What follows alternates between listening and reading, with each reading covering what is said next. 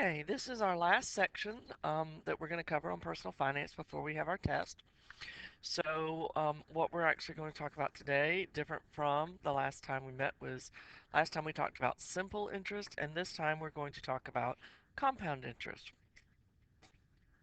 Now, compound interest is interest computed on the original principal as well as any accumulated interest. So, if you can remember back to our exponential growth problems that we did earlier when we talked about a penny, whether you wanted to have $1 million today or a penny that was doubled every day for a month. And if you remember, then doubling that penny every day for a month was better because you were doubling an amount that earned more in the meantime, which is basically what this compound interest is. So the formula that we have that you need to write down is A equals P excuse me, times the quantity of 1 plus r raised to the t. Now, A is the account's future or the amount that you have at the end, and it does include the interest. So it's the amount you start with plus the interest.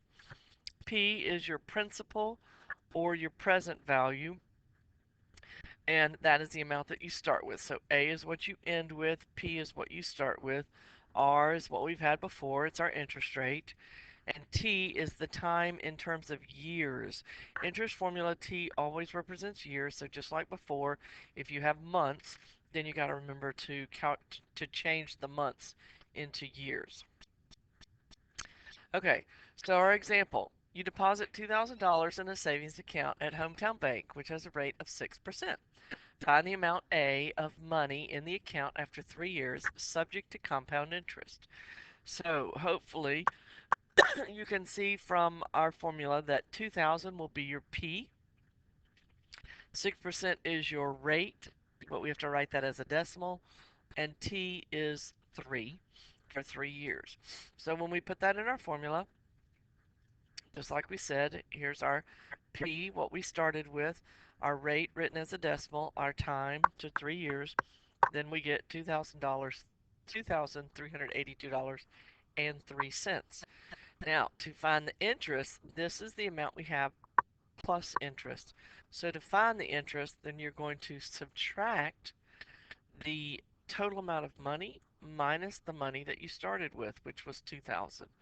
So the interest that we have is $382.03. All right, one more example or another example, then we're going to do something different.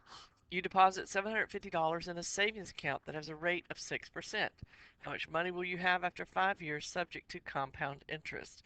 So to know the difference between the compound and simple, you have to have the word compounded telling you that it is compounded to use that formula.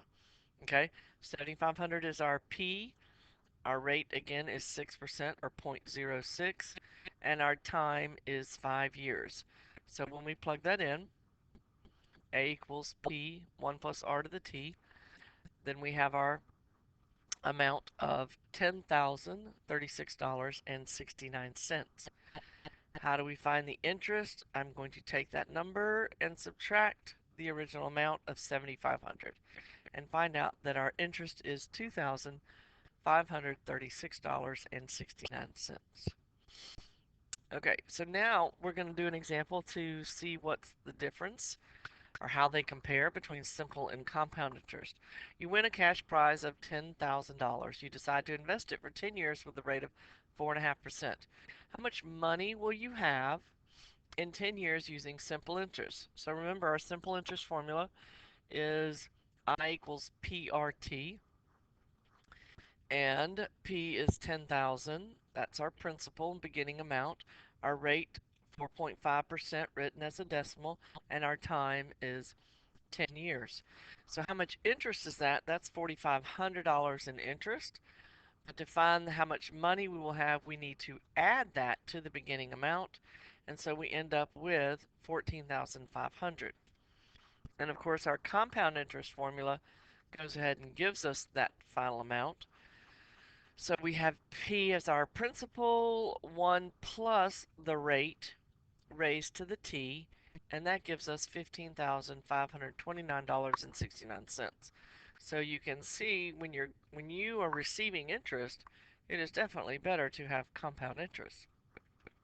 So the last thing, which would be better for investments, simple or compound interest? So if I'm going to invest in something and get the money back, hopefully you know the answer to that is compound interest.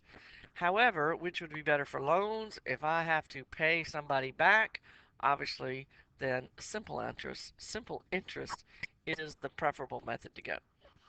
Okay, so in IXL, you're supposed to work in the eighth grade K.11, and again, you only have to go to 80. So please write 80 and circle it at the bottom of your page to make sure that I know you earned this.